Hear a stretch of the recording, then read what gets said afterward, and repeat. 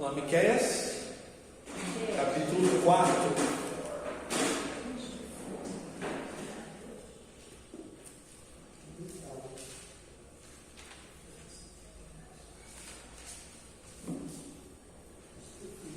Miqueias, capítulo 4.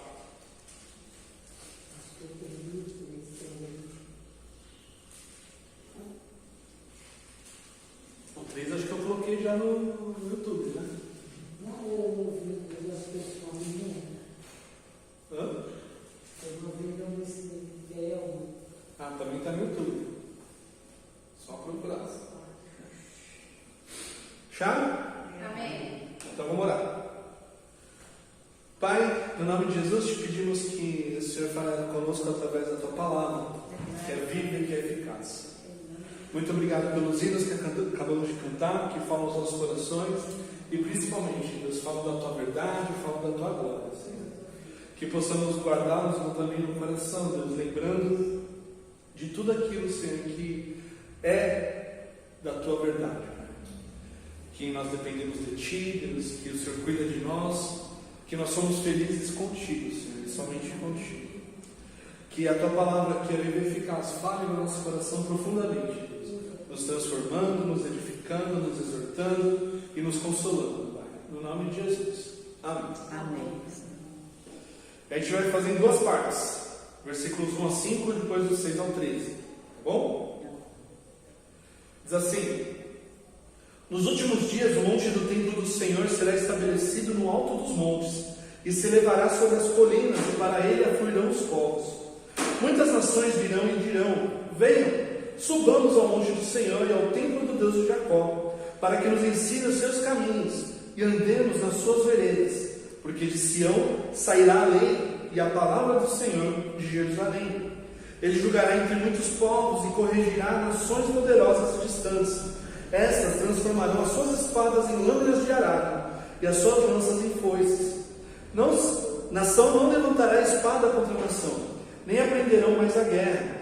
Mas cada um se assentará debaixo da sua videira e debaixo da sua figueira, e não haverá quem os atemorize, porque a boca do Senhor dos Exércitos o disse.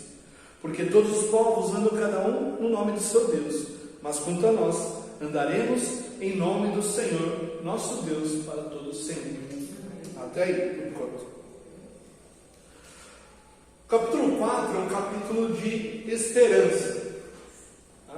Enquanto os capítulos anteriores teve pouca menção de esperança, né?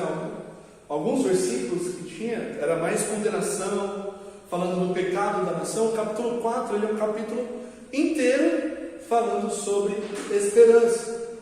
Mas é uma esperança que ao mesmo tempo está ligada à desolação que ainda vai cair sobre o reino de Judá. A segunda parte a gente vai ver um pouquinho disso aí. Porque o profeta Miqueias ele está anunciando a restauração. Só que a destruição ainda não aconteceu. Então, da forma como ele está falando, a destruição vai vir. Tudo isso que eu falei antes vai acontecer. Não vai ficar pedra sobre pedra, o templo vai ser destruído, tudo vai morrer um monte de gente. Mas tem esperança.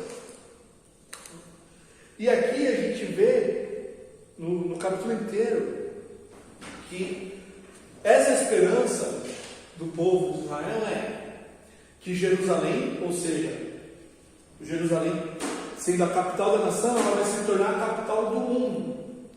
E todas as nações virão até Jerusalém para ouvir a voz do Senhor.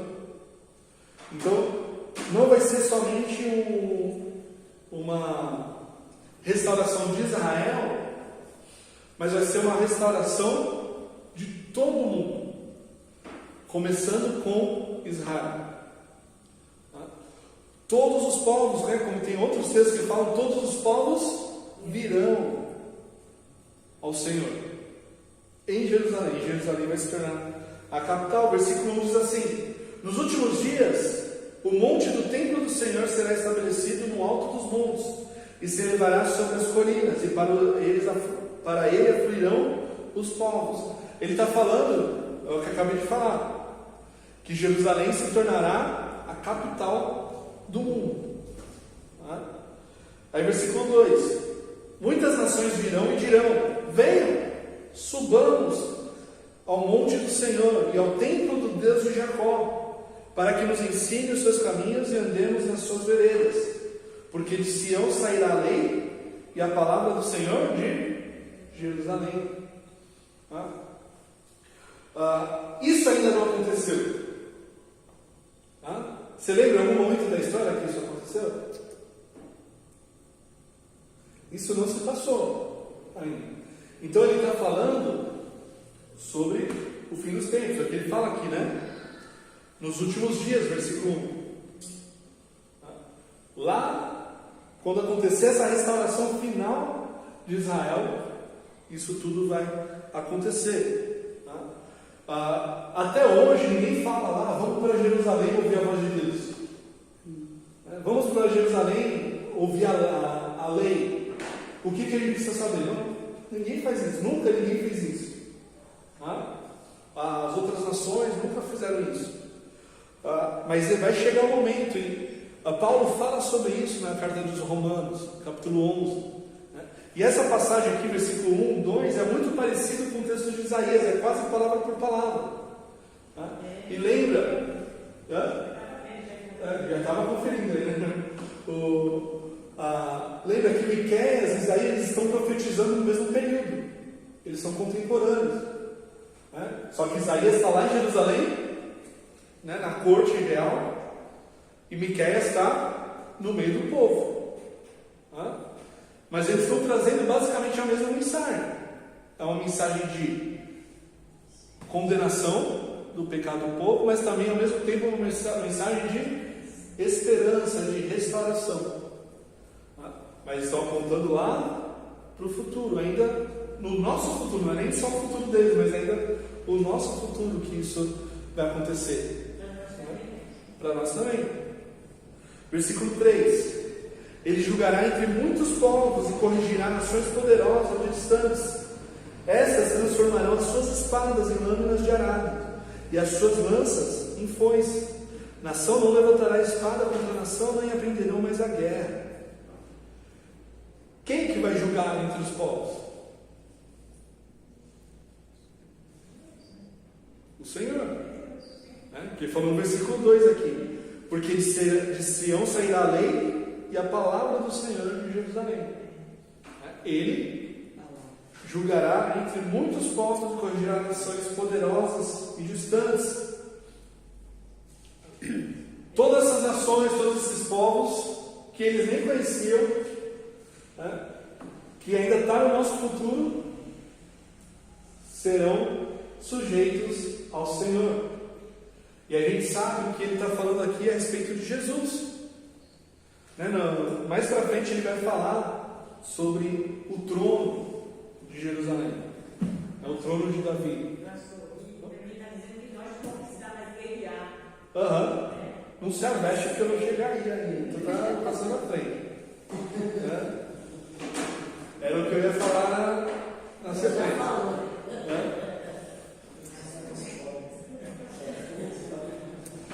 E o Senhor vai trazer todos os povos para si, vai corrigir esses povos de acordo com a lei dele. Não vai ser mais cada um com a sua própria lei, fazendo o que quer, mas agora todos de acordo com o Senhor. E por causa dessa correção, por causa desse ajuntamento que o Senhor vai fazer, vai vir então a paz. Ele fala assim: essas nações transformarão as suas espadas em foices. Para que serve a foice? Para capinar. Fala, a espada transformará em arado, na verdade. No arado o que você faz? Trabalhar na terra, abrir aqueles sulcos na terra para plantar.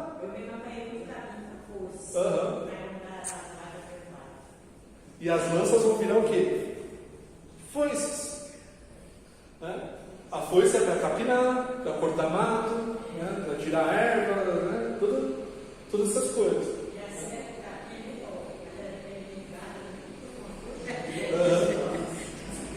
Pegar trigo também, né? Colher trigo, né? Essas coisas. A minha peça para se virar. Oi?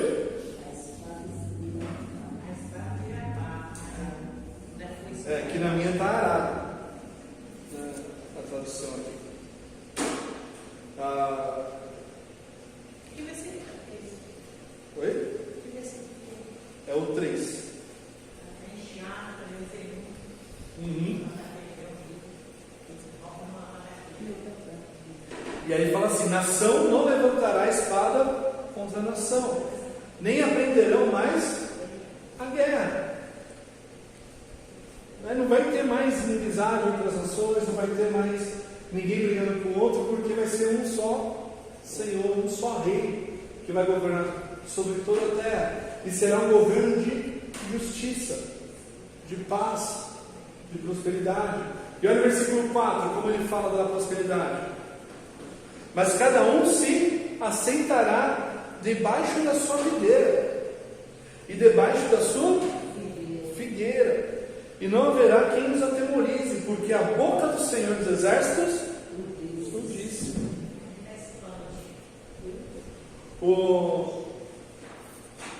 Quando você está com medo de alguma coisa que está acontecendo na rua, onde você se esconde? Dentro de casa, né? Fecha as portas, fecha a janela, fecha tudo. Mas aqui não vai ter nem problema. Cada um vai estar onde? Debaixo da árvore, está céu aberto, né? Aproveitando o fruto do seu trabalho, né? Vai estar lá na videira. O que a videira dá? Uva. Né? Vai estar aproveitando a uva que ele plantou, que ele cuidou durante toda a temporada.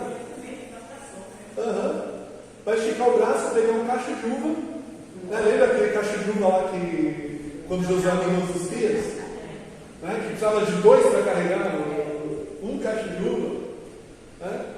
Imagina o tamanho da uva, né? Quase uma maçã, né? Cada uva, né? E cada um vai estar sentado debaixo da sua figueira. Estou com fome, o que eu faço? Está frio e come, né? As pessoas vão estar tranquilas, elas não vão estar preocupadas se vai vir algum ataque de algum inimigo, se vai vir bandido, se vai vir assassino, se vai vir algum perigo. Então, tudo vai estar em paz. Por quê? Porque a boca do Senhor dos Exércitos disse. E se ele falou, está falando, e vai acontecer dessa forma. Porque todos os povos andam cada um em nome do seu Deus, mas quanto a nós, andaremos em nome do Senhor, nosso Deus, para todo sempre. Os povos aí, que Miqueias está falando, ele está falando dos assírios, dos amonitas, dos moabitas, que estavam cercando Jerusalém, que estavam cercando toda a região, vencendo todos os inimigos, né? Ele vai falar sobre a Babilônia daqui a pouco. São povos que iam para a guerra, cada um com seus deuses, levando as estátuas, os postes de ídolo, né? Miniatura, tudo eles venciam e falavam que era por causa do seu Deus, que eles estavam fazendo isso por causa do seu Deus. Mas Israel reconhece, ou tem que reconhecer, na verdade, que a destruição de Jerusalém, tudo aquilo que vai acontecer com eles, ali faz parte do plano de Deus. E que o plano de Deus é bom. As promessas de Deus para o povo são boas. Então, o que Miqueias está falando é: tudo isso que Deus está prometendo para a gente, tudo aquilo que Deus vai fazer, vale a pena. E mesmo que a gente tenha que passar por tudo isso, a gente vai andar no nome do Senhor nosso Deus. Porque os outros deuses não valem de nada, não são nada. Ou na verdade eles são nada. Isaías vai falar A mesma coisa lá, a partir do capítulo 40 do livro dele. Então, tudo isso vai acontecer quando Jerusalém se tornar a capital do mundo, através de Jesus, quando Jesus voltar. E é quando ele vai inaugurar o milênio. Todas as nações virão para ele, se prostrarão e reconhecerão que ele é o Senhor. Segunda parte do texto, versículo 6 em diante, diz assim: naquele dia, diz o Senhor, congregarei os que cocheiam e recolherei os que foram expulsos e os que eu tinha afligido. Dos que cocheiam farei um remanescente, e dos que foram lançados para longe uma nação poderosa. E o Senhor reinará sobre eles no monte Sião, desde agora e para sempre. A você, a torre do rebanho, monte da filha de Sião, a você virá o primeiro domínio, o reino da filha de Jerusalém. Agora, por que você está gritando tão alto? Será porque você não tem rei? Morreram seus conselheiros? Apoderou-se de você a dor como da mulher que está dando à luz? Suporte as dores e faça força, filha de Sião, como a mulher que está dando à luz. Porque agora vocês terão de sair da cidade e morar nos campos. Vocês irão para a Babilônia. Ali, porém, vocês serão libertados. Ali o Senhor os reunirá das mãos dos inimigos. Agora muitas nações se reuniram contra vocês, dizendo: que Jerusalém seja profanada, que os nossos olhos se deliciem com a ruína de Sião. Mas essas nações não conhecem os pensamentos do Senhor, nem entendem o seu plano. Ele as ajuntou como feixes a serem abatidos na ira. Levante-se e comece a debulhar, ó filha de Sião, porque eu lhe darei chifres de ferro e cascos de bronze. Você esmagará muitos povos, e as riquezas que eles adquiriram serão dedicadas ao Senhor, e os bens que eles conquistaram pela força serão consagrados ao Senhor de toda a terra.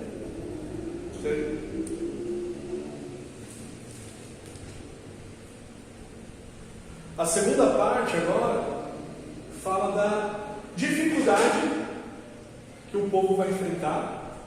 Já estava começando a enfrentar, mas que ia piorar, né? Que as dores que eles sentiriam seriam como as dores da mulher dando à luz, né? Mas o Senhor fala: suporte, porque a esperança vem.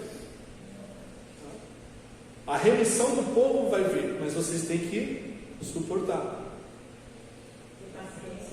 Tem que ter paciência.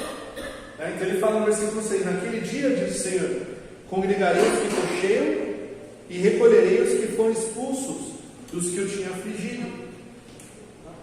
Ele está falando sobre os exílios, né? O exílio da Síria, o exílio da Babilônia e também a diáspora que aconteceu, né, depois da destruição de Jerusalém, que até hoje ainda os judeus estão espalhados por todo o mundo. Só no século passado, com a fundação do Estado de Israel, que começaram a voltar, mas ainda tem mais judeu fora do que dentro. O julgamento contra Israel foi tão grande que há quase 2000 anos eles estão espalhados. Ainda não se reuniram completamente, não se tornaram uma nação só. Eles estão aí, tudo quanto é nação. Até no Brasil tem um monte, né? São Paulo tem um monte. Aí ele fala: naquele dia congregarei os que cocheiam e recolherei os que foram expulsos e os que tinham fugido. Versículo 7: dos que cocheiam farei um remanescente, e dos que foram lançados para longe uma nação poderosa, e o Senhor reinará sobre eles. Cochear é falar? Não, cocheiam é Separar? manco, Hã? que não consegue andar direito. Ah, tá. Que nem um homem coxo que Jesus curou, um paralítico que não tem força na perna, né? Então ele fala que essas pessoas ele vai fazer um remanescente. O que significa remanescente?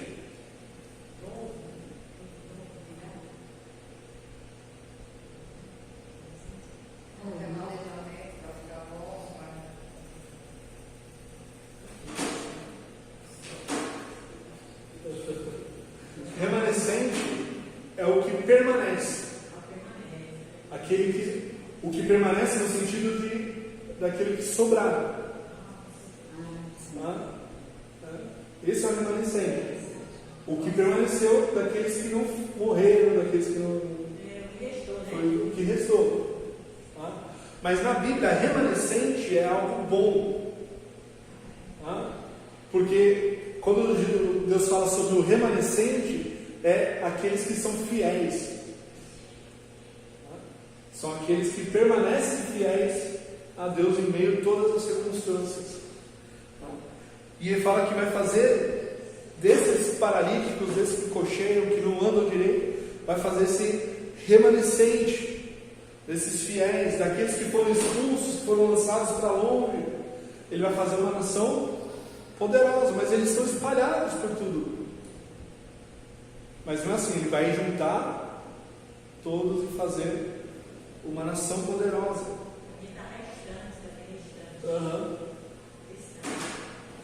Cadê?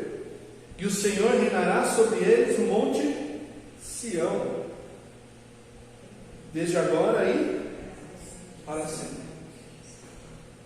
A ideia é que Deus ele nunca deixa de ser o rei de Israel. Por isso que é desde agora e para sempre. O povo que deixou de considerar Deus como seu rei, mas ele sempre foi. Agora, por que você está gritando tão alto? Será que é porque você não tem rei? Morreram seus conselheiros? Apoderou-se de você a dor como da mulher que está dando a luz? O povo vai sofrer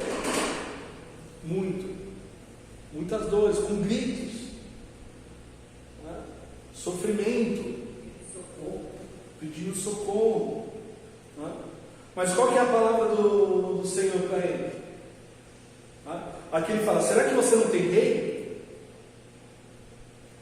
Reconhece que eu sou rei?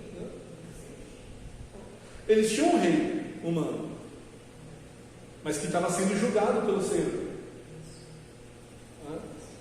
Você não tem conselheiros? Morreram seus conselheiros? Morreram.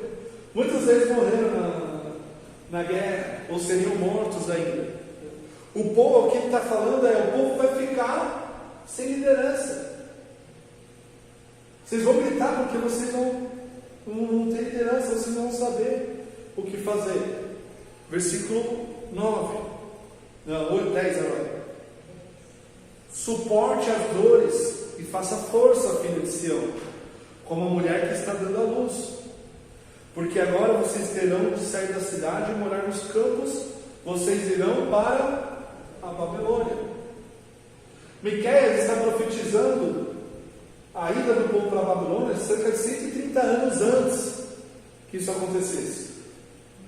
É o mesmo período que Isaías está profetizando. A Babilônia nem estava no jogo político aqui. A Babilônia nem sonhava em ser uma nação grande que fosse conquistar a região. Na verdade, alguns anos depois, algumas décadas depois, a Babilônia vai fazer uma aliança com Ezequias. Lembra com o rei Ezequias? Que ele fica doente, ele clama para o Senhor para que não morra, aí o Senhor dá mais 15 anos para ele. E aí vem os enviados da Babilônia para fazer uma aliança com Israel, com Judá, na verdade. Aí Israel já não existia mais, a nação do norte. E aí Isaías vai falar para Ezequias que porque ele fez essa aliança, porque ele mostrou todos os tesouros da casa do Senhor e tal, o povo seria levado para a Babilônia. Mas a Babilônia nessa época aqui não era nada. A Babilônia era uma província da Assíria. A Assíria era a supernação, que estava conquistando tudo, que onde ia vencia as batalhas? Desobedeceram. E aí, Miqueias vem e fala: suporte as dores, filha de Sião, faça força como a mulher que está dando à luz, porque vocês terão que sair da cidade. Jerusalém não vai ser mais. Vocês vão morar no campo, vocês irão para a Babilônia. Isso acontece 130 anos depois, mais ou menos.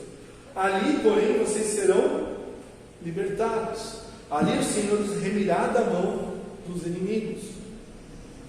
É na Babilônia que o Senhor vai fazer um trabalho de restauração inicial ali com a nação.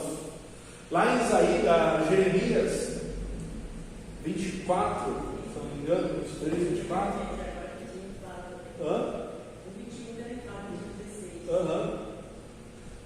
Ele fala que aqueles que foram levados para a Babilônia são os abençoados, porque o Senhor está levando eles para a Babilônia para serem tratados na Babilônia, para serem remidos na Babilônia, e da Babilônia eles vão voltar para Jerusalém.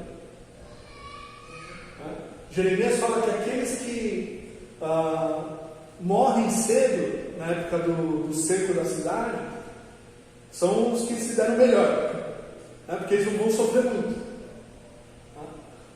Aí tem aqueles que vão ser escravizados, aqueles que vão ser torturados, aqueles que vão passar por anos de sítio, ali sofrendo com fome, com sede, com sofrimento.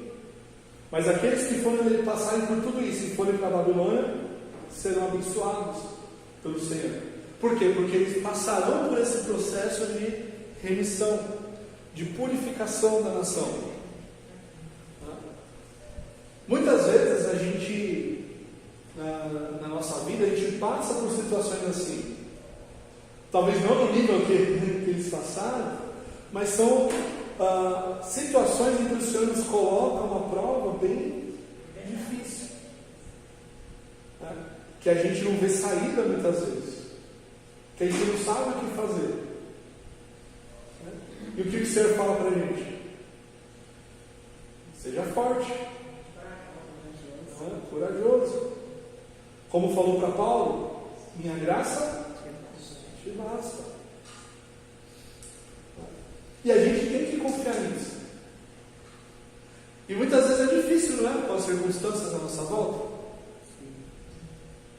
de olhar para a graça de Deus, de olhar para o cuidado de Deus, de saber que, apesar das circunstâncias, Ele está cuidando da gente. É difícil, mas é verdade. E é nisso que a gente deve se apoiar. É bom para nós, porque depois que passa toda a situação, a gente sai com mais fé, com mais temor e com mais dependência do Senhor. Até com mais desejo de orar, com mais desejo de ler a Bíblia. Semana passada não foi assim? Na semana de jejum e oração. E quando a gente passa por situações difíceis, onde a gente não tem o controle de absolutamente nada, a gente vê a nossa dependência do Senhor. A gente vai chorar? Chora. Muitas vezes vai se descabelar, muitas vezes vai cair cabelo, né? A gente não vai conseguir comer muitas vezes, ou às vezes é o contrário, né? Tem gente que come demais quando está na situação assim. A gente vai sair do nosso normal. A gente talvez às vezes não vai nem se reconhecer direito na situação. Mas quando a gente coloca tudo nas mãos de Deus e reconhece o cuidado dele, a gente lembra que as promessas dele são fiéis, que ele é fiel, e tudo vai se cumprir conforme ele falou. O livro de Miqueias, o livro de Jeremias, o livro de Isaías serviram para o povo de Israel durante esse período de tribulação que eles passaram. Tribulação não, de disciplina do Senhor, de cumprimento da lei. Porque eles olharam para esses textos e falaram: nossa, está tudo acontecendo. Mas se tudo está acontecendo, significa que a restauração também vai acontecer. E era isso que eles esperavam. Agora, muitas nações se reuniram contra vocês, dizendo que Jerusalém seja profanada, que nossos olhos se deleciem com a ruína de Sião. Os assírios estavam cercando a região. Tá? E os povos que fizeram aliança com a Síria estavam se vangloriando contra Israel. Os edomitas, os moabitas, eles estavam rindo de Israel porque Israel estava sofrendo, Judá estava sofrendo. Mas essas nações não conhecem os pensamentos do Senhor, nem entendem o seu plano. Ele as ajuntou como feixes a serem batidos na eira. Para que servem os feixes batidos na eira?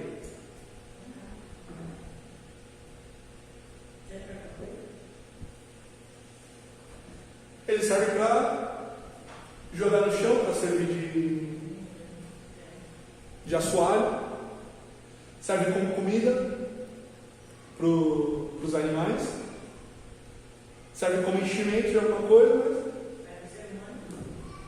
mas para que serve? Os feixes, quando eles eram separados dessa forma, eles eram colocados para serem pisados, para serem amassados, para compactados, fazer colchão também. E olha como que ele fala aqui, versículo 13: levante-se e comece a debulhar, comece a pisar sobre esses feixes, ó filha de Sião, porque eu lhe darei chifres de ferro e cascos de bronze. O chifre é um sinal de força, de poder no Antigo Testamento. E os cacos de bronze para pisar sobre os feixes, para pisar sobre essas nações. Vocês esmagarão muitos povos, e as riquezas que eles adquiriram serão dedicadas ao Senhor, e os bens que eles conquistaram pela força serão consagrados ao Senhor de toda a terra. Tudo aquilo que Israel perdeu, tudo aquilo que as outras nações conquistaram, Israel vai conquistar de volta, e será tudo dedicado ao Senhor, que é o Senhor de toda a terra. A restauração que o Senhor vai fazer com a nação vai ser completa.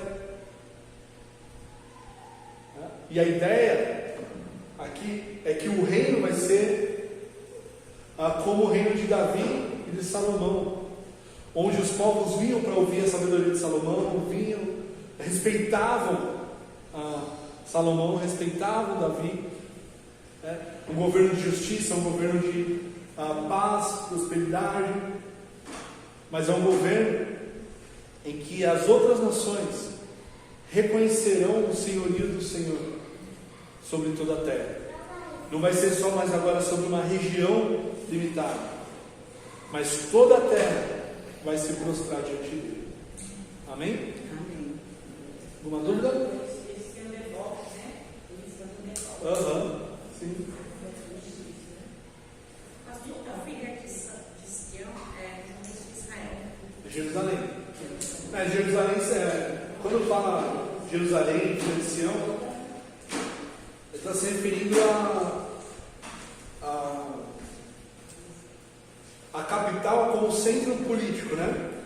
Sim, mas é no sentido carinhoso também. E é também para identificar a nação como um todo.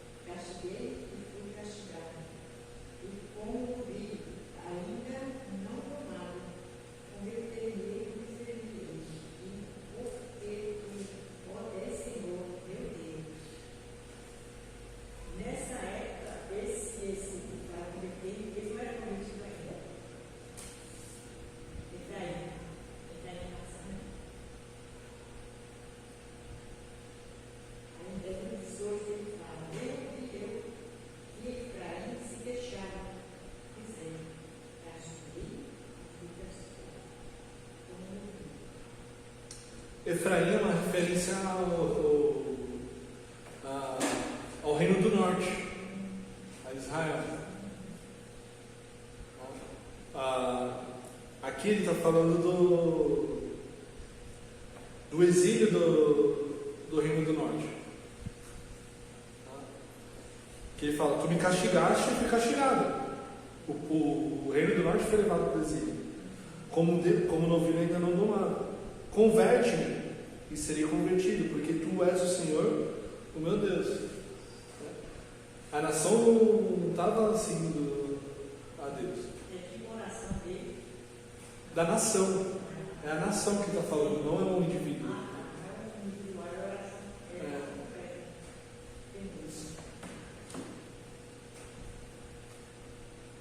Amém? Vamos orar? Pai, te entregamos esse tempo juntos. Nos ajuda a guardar no nosso coração a tua palavra, para a gente não pecar contra ti. Que essa esperança que acabamos de aprender, Senhor, fique no nosso coração todos os dias da nossa vida, Senhor. Que a gente jamais se esqueça das tuas promessas. Que a gente jamais se esqueça que o Senhor nos ama e que o Senhor cuida de nós todos os dias da nossa vida. Que nenhum fio do nosso cabelo cai sem a tua permissão. Por isso nós queremos te louvar, te agradecer todos os dias da nossa vida, dependendo de ti, confiando em ti, que o Senhor vai fazer tudo aquilo que é melhor para nós. No nome de Jesus. Amém. Amém.